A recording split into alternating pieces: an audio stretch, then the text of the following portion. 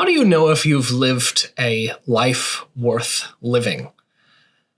Well, one measure of whether a life has been worth living is perhaps whether, if you're gunned down in the streets of Manhattan, there are more crying emojis on the Facebook post announcing your death than laughing emojis. The New York Times notes that rather than an outpouring of sympathy in response to this sudden and alarming murder, there has been a torrent of hate, in their words, for the health insurance industry. People have been laughing about this man's death and made a lot of jokes about how their thoughts and prayers couldn't be approved, about how prior authorization was required for them. The claim for thoughts and prayers had been denied. People joking that the trip to the ER wasn't covered, etc., etc., etc. And then a lot of people noticing that other people were making the same joke.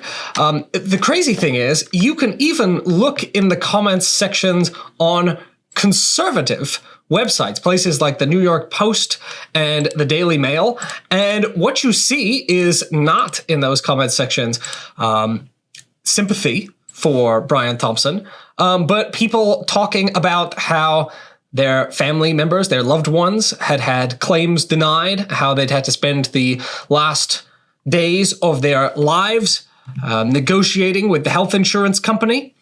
You would see that people, again, deeply amused, satisfied, feeling schadenfreude at this man Brian Thompson's death. In fact, there's been a massive outpouring, as I say, not of sympathy, but of rage. Rage at UnitedHealthcare. UnitedHealthcare being a company is so big that the American Prospect, in an investigation of UnitedHealth last year, said that UnitedHealth essentially was the bulk of our country's healthcare system.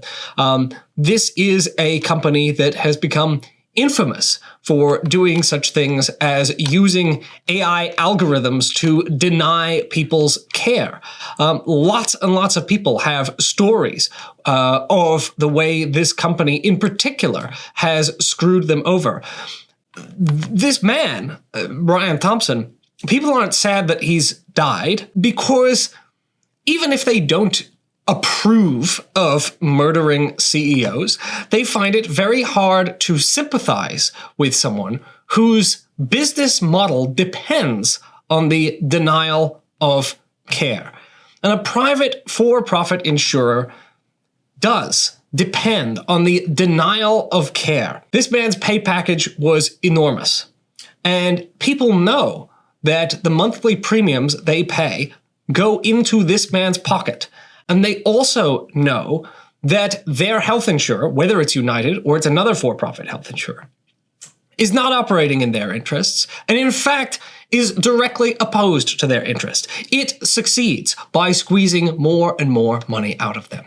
And so this should be a wake-up call to the industry, that people don't like them. I think it also shows here that Democrats have really failed. Kamala Harris didn't make a serious issue of healthcare in this country. In fact, you see Democratic pundits saying things like, well, the Affordable Care Act was a huge success, successfully bent the cost curve of healthcare in this country, taking a victory lap as if it made healthcare affordable, which we know it didn't. Bernie Sanders was the only one who consistently said, no, this is still broken. We haven't fixed it. It's an outrage. People understand that it's an outrage. I think you also see in here some of the frustration and anger that has led someone like Donald Trump to be able to succeed politically. Trump knows that people feel deeply, even if they can't articulate it, that there's something wrong and something very unjust being done to them. And he's able to capitalize on that. He's able to say, to point to a villain It's the wrong villain, always. But to point to a villain is to say, I'm going to fix your problems for you. Whereas the message that people get from the Democratic Party is often, oh, your problems aren't real. You're not looking at the data correctly. Actually, it's the greatest economy in the world.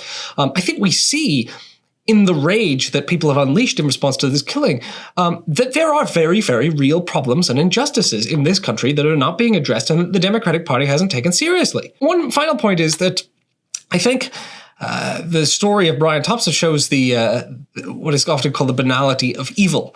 The idea that evil is done by people who are perfectly normal, who are banal. This man has been described in obituaries in papers like the Wall Street Journal as affable, friendly, lovely. People who know him say he's a cheerful guy. He'd like to arm wrestle people. There are all these personal stories coming out. Although notably, a lot of employees of UnitedHealth have been kind of quiet, as Ken Klippenstein has recently reported. In fact, there is some suggestion that some of them may not miss him very much. But let's assume that the stories about him being a good man interpersonally are true.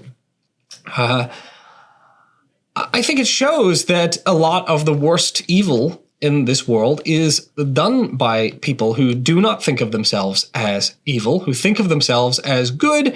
He thinks of himself as probably as helping people, as what he does is he manages their healthcare, and he thinks of his company as doing a service to the world, not as extracting money from people, but as helping them. As providing insurance, for the worst things that happen to them. People have self-justifying stories that they can tell themselves. And so I think we can see here that this guy went about his life probably not noticing, being in denial of the pain that he was causing people. I'm sure that if he had any thoughts in his last moments, they were probably surprise. I mean, he may not have ever known why what was happening to him was happening to him. He might have thought it was totally random.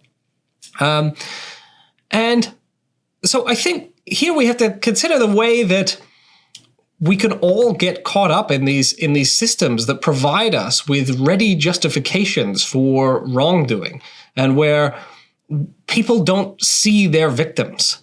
They don't see the consequences of their actions, and they tell themselves stories. He's told that his job is to maximize shareholder value. He maximizes shareholder value, and he thinks if he's doing it and he's being patted on the back by all of the people in his circle, and they all think he's a really nice guy, then he's a moral and swell human being. Whereas we know, and we can see that there are many, many, many, many people, there's millions and millions of people in this country who don't think that he's a swell and good guy and think that the thing he does is heinous and evil. The for-profit health insurance industry shouldn't exist.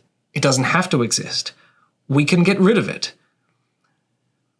We need to get rid of it. We should have gotten rid of it. If we do this, the stories that are coming out, they won't happen anymore. People will go to the hospital. They will be cared for. They will suffer tragedy still. They will often die of things that we wish they hadn't gotten. Sometimes there will be negligence. There will even be malpractice. But people won't have to worry about whether they can afford to be treated. That is a world we can have. And I actually think that if this man's life is to have any meaning, if it is to have been a life, we can almost help Brian Thompson to have lived a life worth living. If we, I mean, it doesn't excuse his indefensible moral choices to get rich off of other people's pain. But we can make it so that something good comes out of his death. That is to say, the widespread revelation that the pain that he caused needs to be taken away. And so let us all learn from this, and let us use it to confront some of the ugliest unspoken truths about this country. Well, that's it from me. For more on this and other news items, you can read Current Affairs Magazine at currentaffairs.org. Subscribe to our print edition at currentaffairs.org/subscribe. Thank you.